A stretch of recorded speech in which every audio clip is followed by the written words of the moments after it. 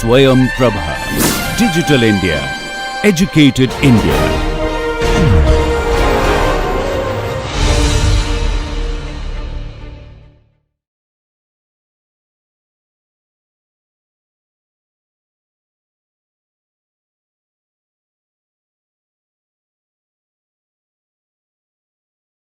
Okay, welcome back. So today we will be covering web security and some program security as well.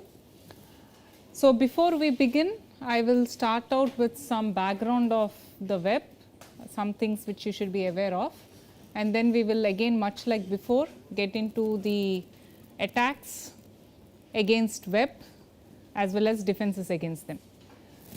So with that background, let's get started. Today I am going to use slides with, I'll write on the slides itself. So all of us use internet extensively and it's a very popular application. So basically 1989, this Tim Berners-Lee's started out with the blueprint for the web, and slowly things started improving. At the beginning it was not a graphical user interface, it was a text based interface. So 93 was when the browser was released, and then a consortium was formed to develop the standards, which means what standard should web adopt. So that is how things evolved. So these are all terminology which you are probably aware of. I am just going to reiterate some of this. So basically what is a web application is nothing but someone has put up a bunch of web pages out there. Through the browser you can access these web pages. Okay. Now what is a web page? This is made up of something called a HTML file, which is what we call as a base file, and within this HTML file you can embed many other things. So from this HTML file you could go to other HTML files, you could view images on that particular HTML file, there could be Java applets, audio files. So basically it is a document where you have embedded lot of different elements which you can access. So that is what a web page is. And whenever there is a text or an image that takes you to another page, we call it a hyperlink. Okay. And this, when you move your cursor, it shows you that this is a hyperlink. Then when you click on it, it takes you elsewhere.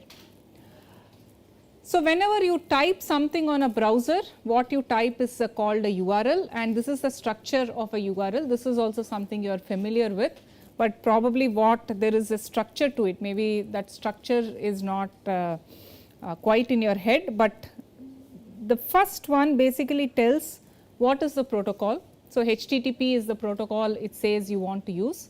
Sometimes you will see HTTPS. If you are using file transfer, you may also see FTP : // So this essentially is a protocol aspect of it. After that comes the host name. Again people get confused, there are terminologies here, we call it domain. So for example in this specific case, IITB.ac.in is a domain that is belonging to IITB. Within this domain there are multiple machines or computers, okay, and computers can be given names. Like for example, some computer within IIT Bombay has been named www.iitb.ac.in, that is the name of the computer, it is a host name. Okay. The reason www is often added is if that computer is hosting a web server, we tend to represent web servers with www. But it could be some other computer where you may not use www. For example, I could access a host name with let us say obelix.iitb.ac.in. Okay. So that is the name I gave to my computer. Then I can access it. There I do not add www. www is typically means that computer has a web server within it. So this is the host name. Within that computer or the machine, it could be a server, it could be a desktop, whatever it is, you are now going to put certain images or other HTML files or whatever it is. These are all the resources. So you want to specify the path. So typically wherever that web server, there is a base, there is a root directory. Relative to that, you are now saying within that main folder under images, under header, there is this image called IITB logo.gif, fetch that for me. That is what the URL is saying. Okay. So, that is the jargon here. This is also something you are aware of. When you are seeing these web pages, you see lot of nice fancy stuff. Some text is bold, certain paragraphs are there, then there is some image, then you may have italicized text. So, there is a lot of in display of the text, you want to specify how things should be. So, for that basically two things help. CSS is also, I will come to it, but basically all this is written in hypertext markup language, which basically tells how that document should be displayed. And that things that go along with it are CSS, XML, XSL. So, I will focus only on CSS, the others are not as important. And these web pages, because they have a markup which basically says this should be bold, this should display like this, here an image should come. This interpretation of the markup the browsers do, which is the programs that know how to interpret this HTML. And we have a variety of browsers, Internet Explorer, Google Chrome, Firefox and so on. So, this is so far what we have seen, HTML, CSS, all those are documents basically. But there is a protocol associated with web, that protocol is HTTP. So, this basically tells how should a client interact with the server. So, you may have already realized that web is a client server model. So, client is often the browser that is trying to establish a connection to the server. Okay. So, this browser that is running, so this is the client and this is the server, and this client will initiate the connection again using TCP, because we want reliability as part of it, and as part of it sends some request. In response to the request, the server is going to respond with some document. That document is written in HTML, it is one example of it, but this request response is a protocol. So, people often confuse HTTP with HTML, both are very different. HTML is a document, HTTP is a protocol that tells how can a client interact with the server.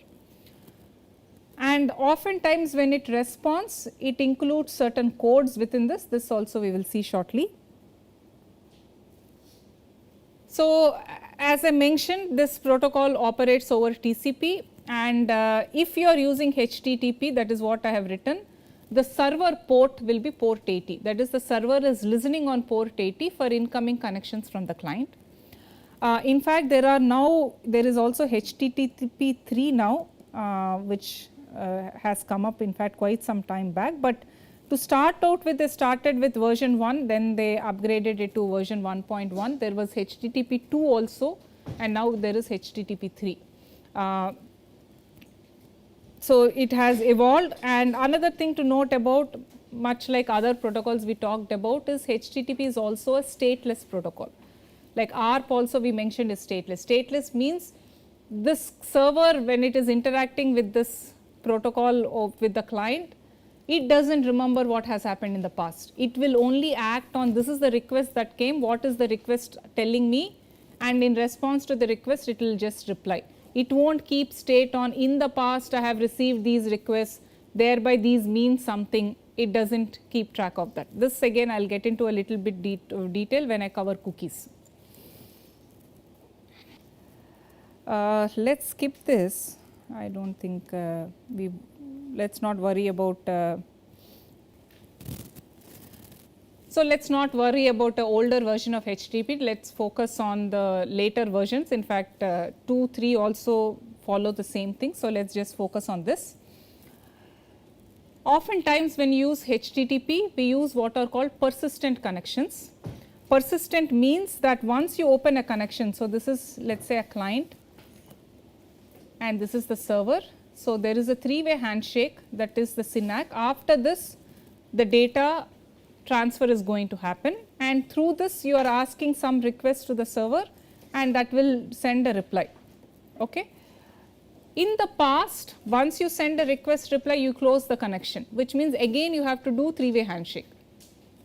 that is going to add lot more delay. So, here what you do is after you do the three-way handshake, you keep the connection open and you can send as many requests as you want and replies can keep coming. So, this is going to reduce the overhead. Okay. So, that is what we call as persistent connections. Within persistent itself, there are two modes. I don't know. Okay, so let me tell again. So, one we saw is persistent connections, where ignore all this, just focus on what I am drawing. So, this is the three-way handshake, and as I mentioned, persistent means do not close the connection after you send a request and response. Okay. What pipelined means is you could potentially send multiple requests all at the same time. So, same TCP connection, you are now going to send multiple requests to the server. So, that is the it is persistent, and not just that pipeline means you are sending multiple requests in one go. In other words, you are not waiting, send a request, get a reply, only then send the next request. That is not what you are doing. Here you are able to send multiple requests in one go. Okay. So, that is the background with respect to the web. Now, I will get into the web server attacks and client attacks. I will have to change the slides. Okay. So, with that background, let us now focus on what security issues the web application faces. So, here as I mentioned, there is a client server architecture. We will start out with client side attacks. What that means is that these attacks are going to affect the clients, and then we will also cover server side attacks. That means you are launching the attack on a server. Okay. So, that difference will become obvious as we go further. So, the CIA you are going to see everywhere. We have seen confidentiality, integrity, availability earlier. The same goals apply even when we cover web security. So, basically the meanings here will be slightly different. So, for example, when we talk about confidentiality, you do not want, as you are browsing the web, your computer has certain information, you do not want some malicious, suppose you accidentally happen to land on a malicious website, you do not want that malicious website to gather some information that is sitting on your computer. Okay. So, that will be a violation of confidentiality. Similarly, you do not want any content that is on your computer to be altered just because you are browsing. In the process of browsing, things should not get altered on your computer. Similarly, an aspect of integrity is you should not download malware also onto your computer. Okay. Privacy is another goal that comes specifically in the context of web, is that you cannot spy on me or my activities online. In other words, I visited this website, after this I visited some other website, and then after it I visited some other website.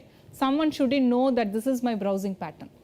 This is also not allowed. So, these are some of the security goals that are there with respect to web security. Now, this web security, so when people started, they did pay some attention to security aspects. So, when web itself was built, there are basically two defense mechanisms that are inherent in web browsing. Of course, in spite of these mechanisms, there are still attacks, that is what we are going to cover. But first, let us see what are the inherent mechanisms that are already there. So, one defense mechanism is what is called sandboxing. Okay. So, if you see the web browser, if I open Google Chrome or Firefox, these web browsers basically run in a sandbox. Sandbox means that whenever they are running, they cannot alter other files outside of the sandbox. So, when we talk about a sandbox, this sandbox environment will give you access to certain folder structures, which is the path it will specify, and you can only access the files within that path. You cannot go and access files that are outside the path. Okay, that it will not permit. Similarly, when it is executing certain things here, the kind of memory allocation, whatever is also decided by the sandbox. You can't run into infinite loop, then it will stop the program and things like that. So, that is what general sandboxing means. Sandboxing is basically ensures that one program cannot affect some other programs, both the data as well as alter its behavior. So, that is what it is. So, it just gives you enough permissions to run. So, the browser itself will run in a sandbox, not just that. Whenever you open extra tabs, each tab itself will run in a separate sandbox. That means, whatever is happening in one tab cannot affect whatever is happening in the other tab.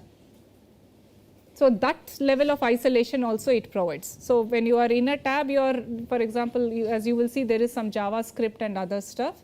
So, when you are doing this JavaScript, it will access certain things, it will execute certain things, but that execution of a given tab cannot affect some other tabs files or cookies or anything like that.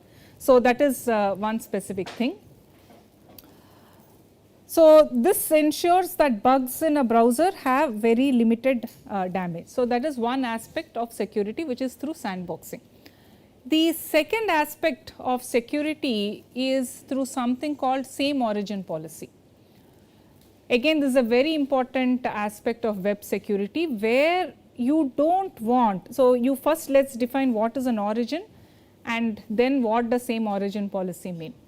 Origin is basically decided by this thing, that protocol, host name, port, these three combined specify a specific origin. And what same origin policy says, that one origin cannot access resources of another origin. So, for example, if there is a JavaScript that is running for a given origin, it cannot access the cookies of some other origin, for example. Okay? So, or files of some other origin. So, this is something which is, again we will see when we look at some attacks, that even with this in place you still can launch those attacks. So, that is the basic idea. So, here let me ask a few questions. Suppose you have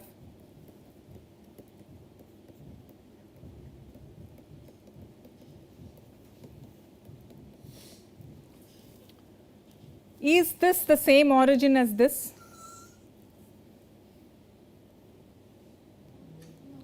No. Why? The protocol has changed. So, that is also something to keep in mind. The fact that you have used HTTPS does not mean you can access documents of HTTP. In fact, that is because the protocol has changed, it will not let you accept. Okay?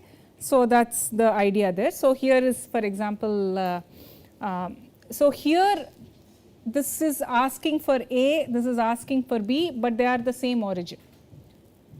So, you can, for example, when you are doing this, if you want to access B, you can potentially access. Whereas here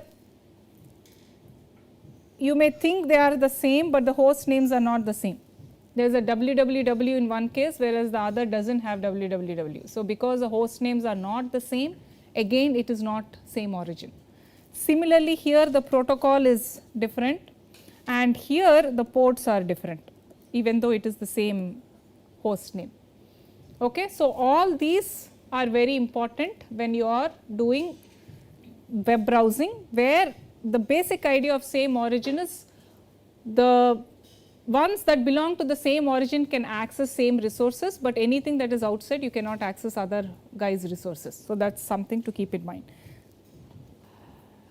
So, one of the first attacks, which I think is similar to the TCP session hijacking attack, I will just give a little, I will spend very little time on this, is that you can take over a HTTP session. So, let us first talk about what a session ID is, and then I will talk about what does taking over a session mean. So, for this I need to talk a little bit about cookies. So, let me talk about cookies first. HTTP, as I mentioned, is a stateless protocol. Okay. What stateless means? It does not remember what has happened in the past.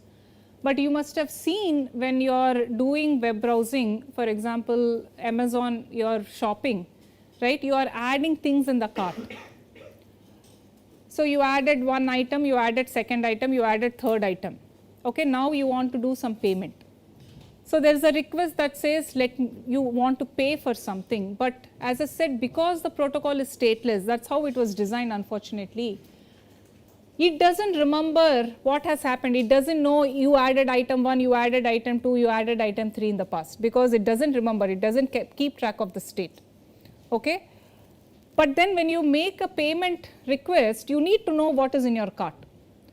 So, the general HTTP whatever protocol does not remember. So, people had to come up with some other ways to manage this, and that some other way, in fact, you do not even know who this user is per se itself. So, that some other way is through the form of a cookie.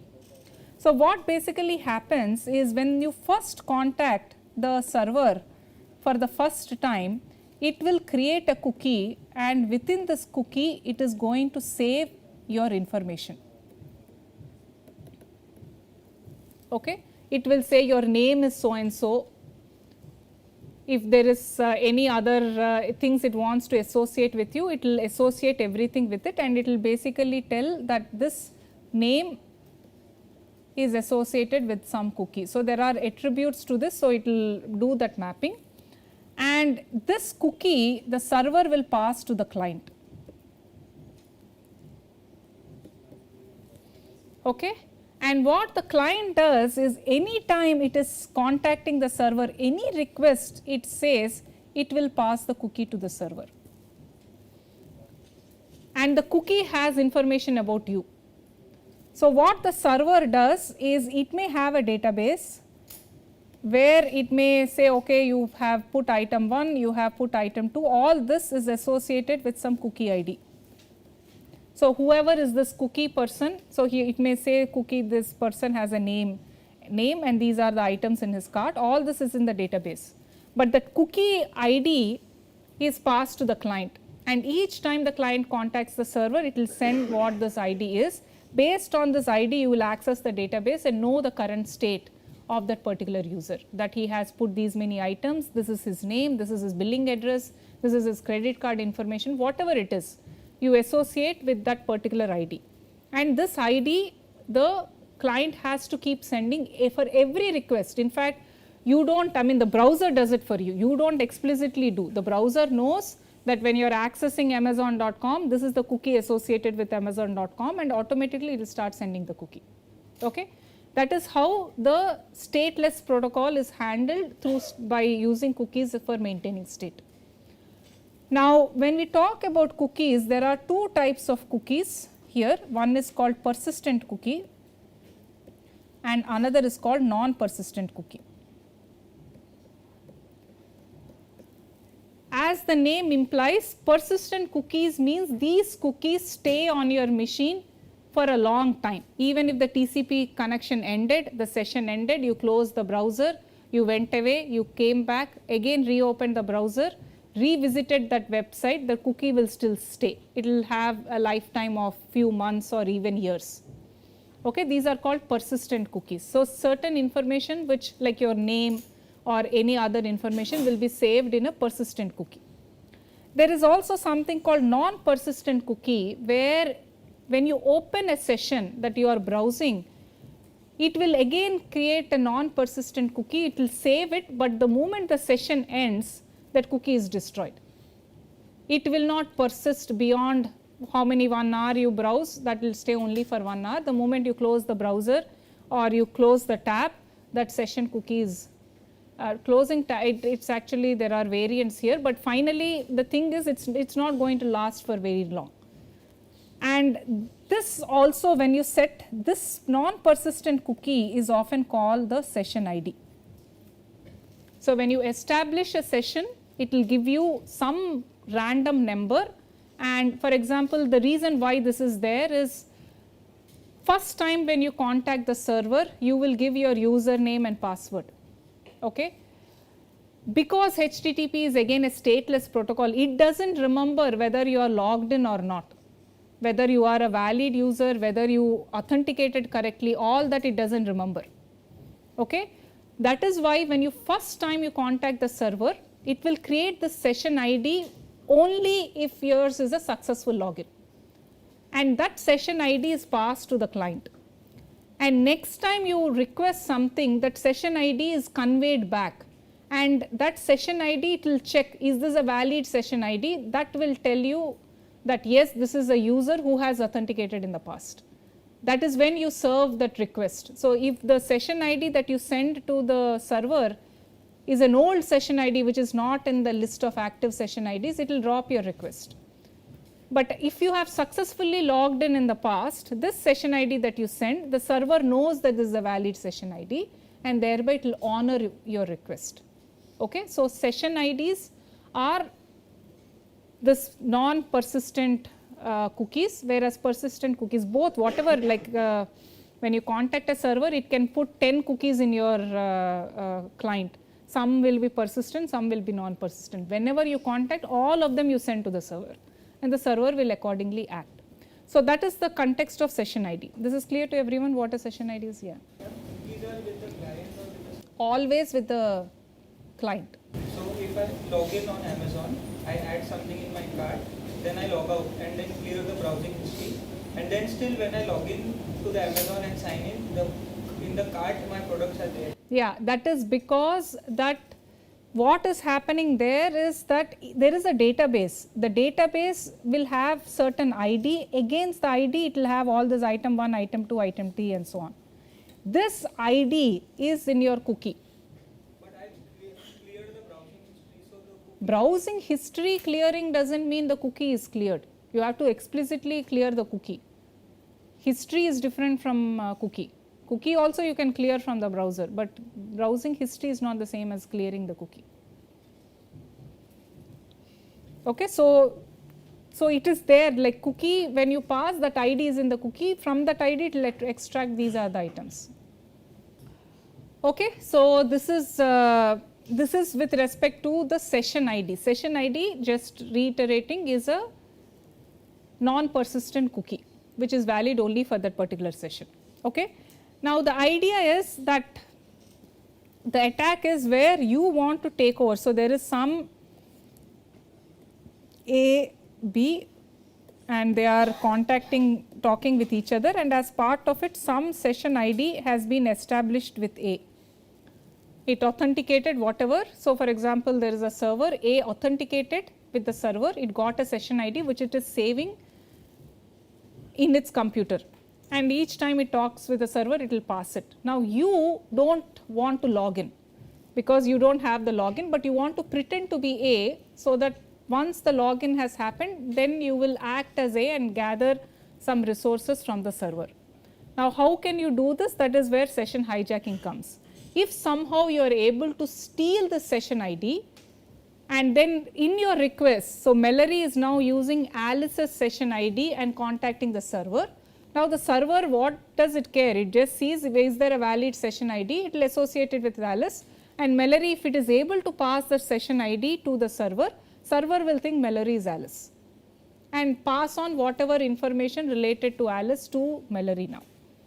Okay, or let Mallory do whatever actions Alice is permitted on the website. So these are all dangerous things. So the idea here is that how do you do this? If you are on path, things are very straightforward. You can look at the session ID when you are doing this HTTP transfer. Okay, on path means you are able to see all the traffic A is sending to the server. Then in which case, if you are able to see the traffic, you can look into the session ID, steal it, and then use that session ID to contact the server. So here are some defenses against this. You want a random session ID, or you encrypt the session tokens. So this is also, so when you are setting the cookie, you could for example use the secure flag, which basically mentions that any time you are passing. So when I say encrypt session tokens, I am not talking about encryption on the client. I am talking about when these cookies are going over the air. It is saying use HTTPS. In other words, while you browse the usual traffic, HTML, CSS, whatever it is that you are downloading, that need not be encrypted, that you could generally browse. But the moment you are passing any of these session information like cookies, persistent or non-persistent does not matter, you should always use HTTPS for it. The moment you use HTTPS, even if you are on path, you cannot get that information because it is encrypted. Okay, so that is the basic idea here. So, there is, for example, when you are setting cookies, the server can say all cookies need to have security flag enabled. What the server is telling the client is, whenever you send me cookie information, you cannot send over HTTP, you have to send over HTTPS. That is what the server is telling the client. So, that is the secure flag. This aspect of HTTP only, again as I mentioned, there are JavaScripts that run. So, for example, lot of things browsers do. This sending the cookie to the server, you are not explicitly selecting something, the browser is automatically doing. How is the browser automatically doing? I mean, it knows to do it, but apart from that, there is often JavaScript that runs which can also access the cookies provided it is the same origin. If it is the same origin, it will access the cookies corresponding to that, and with that cookies the JavaScript can also do certain executions. So, here what it is saying is that scripts cannot access these session IDs. So, it is basically saying even though this JavaScript has come from genuine website. So, for example, what I am meaning is, suppose you are visiting www.iitb.ac.in, okay, and this has some JavaScript within this. And let us say there is a cookie associated with this particular website itself, same origin. When I am telling this, this is saying even though this JavaScript I downloaded from iitb.ac.in, this JavaScript can still not access the cookie information. This will become clear when we look at some of the other complicated attacks, why this is disabled. Okay. So, you could, for example, use this HTTP only to prevent that as well. Okay. So, this is all ways to protect session hijacking, where cookie information is very important, the session ID is very important, and you have all these mechanisms to stop it. So, that is the idea there. Persistent cookies are not they are not continuously updated, but session ID will anyway change. For every session you will get a new cookie in some sense. So, whatever I browse on Amazon, it would be saved in my cookie? No. Whatever is happening, the server will maintain its own state. It will associate with an ID, that all that state will be associated with the ID. That ID is saved in the cookie, which you are passing it back. That way it will recover what you did based on the ID. So, the second attack is what is called phishing attack. This is something where lot of times the vulnerabilities happen mainly because of this. You will get some email saying click on this link to reset, your password has been stolen, click on this to whatever, set your new password. Lot of those type of emails are examples of phishing. So, you have to be extremely careful when you deal with these type of phishing emails. Okay. The idea with phishing is that you are, first there are two things happening. One is through some means, be it email or website clicks, okay, you are forcing some user to land on some malicious website which looks identical to some trusted website. Okay. So, for example, IITB, you trust IITB's website, but through some email it will have some way of covering it up, but you will see at www.iit. So, for example, something like this will be there. So, you are showing this bank.com on a website where you actually are seeing that it is saying bank.com, but the moment you click on blank.com, the reference for that is attacker.com. Okay, so, when you look at it, you think you are clicking on bank.com, but actually it is going to land on attacker.com, and attacker.com may have an identical website as bank.com where you cannot distinguish, and then you think you are on bank.com and you may enter your username and password, and then your password is compromised. Okay, but these type of attacks, so especially with this hyperlink as I have mentioned, what happens is when you click on this on the browser against the URL, you will actually see attacker.com still. Only if you do not pay attention to that part, you will enter your bank information. But these type of redirections as I am talking about are visible to the user, because you will actually see, even though you saw bank.com, you clicked on it, if it redirected you on the browser URL field, you will actually see attacker.com. So that is why whenever you browse, you should pay attention to where you are landing. That URL you have to pay close attention to. And if you see attacker.com there, but the website looks identical to bank.com, you know something fishy is happening. You should not enter any information. So to circumvent some of these, as you can see here, can you see the difference between this and this? People can see the difference. What is the difference? W became VV. Okay, so you could, for example, so you could do this type of, you will register that VV Eastern Bank against Western Bank, and you will do this kind of where even when you look at the URL, you may not be able to distinguish, because W looks very similar to V. Okay. Similarly, this in fact was a attack that was launched against PayPal. PayPal is again lot of money is involved. So what people have done is this P character, in Unicode it has this value, but there is some Cyrillic P which has a different value. Basically it's referring to a different domain basically, and people have, and the browser when it displays on the URL, you can't distinguish between the Cyrillic P and the regular P. So you actually think you are landing on PayPal, but you are actually landing on some other website because the P has been encoded differently. Okay, so this is called a homeograph attack, where you use international characters, but these all of late the browsers will warn you. If there is some such thing, the browser will tell that you are this is not the regular P. Okay, so the main defense against these is that whenever you do this clicking on somewhere, especially don't click anything that comes through email unless you absolutely trust it. And whenever you click something, you should always pay attention to what the URL is on the top, which is the browser's URL, and some non-ASCII characters the browsers will help, and oftentimes the browsers also maintain a list of such phishing sites and will warn you. So you must have seen sometimes when you browse, it will say this site appears suspicious, go away. Some such browser itself will warn you. So this is the way you are going to handle these type of attacks. The next client side attack is what is called clickjacking.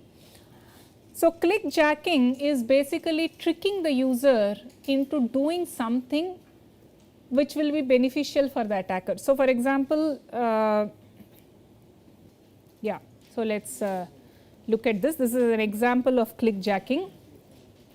So what you are doing here is you are going to, so this is kind of showing you what is happening, but you won't actually see that like button behind. What you will actually see is something called claim your free iPad. Okay? Then what you do is, you, because it's all very exciting, you will click on that particular thing. But when you click on it, what actually is happening behind is you are liking some Facebook post. Okay, so basically the idea is that, you know, the Facebook, social media, whatever, the more likes, the more follows, more whatever you have certain advantage with respect to monetarily, maybe you will get advertising more and things like that. So people want more people to like your posts, like your comments and so on. So this was one way in which people now started to hike up all your likes. So basically there will be a malicious website which will do like this. People will just click on that, and when they click on it, someone's post somewhere is getting a like. Okay, so that is the example of what is called clickjacking, where in the website you will put something that is attractive, but the action that happens behind it is something which is kind of different. Okay, so you have to be mindful of these as well. Cursor jacking is another similar thing which this place, I will share these slides with you, you can check out this website. So, the idea there in cursor jacking is, so there is one whatever, this is some cursor something they show, and maybe this is the hand that is somewhere there, and they use JavaScript to show an artificial cursor on the screen. Okay? And when you move this artificial cursor, you think you are going somewhere else, but the real cursor is going somewhere else. So, they will have something like here, they will say okay, click whatever for your price, but when you click on it, somewhere else is where you are clicking. So, it gives you a wrong impression that, so through JavaScript they are displaying an artificial cursor while they are controlling the main cursor. So, if you look at this website, it will become clear as to what is happening there. So, that is example of cursor jacking.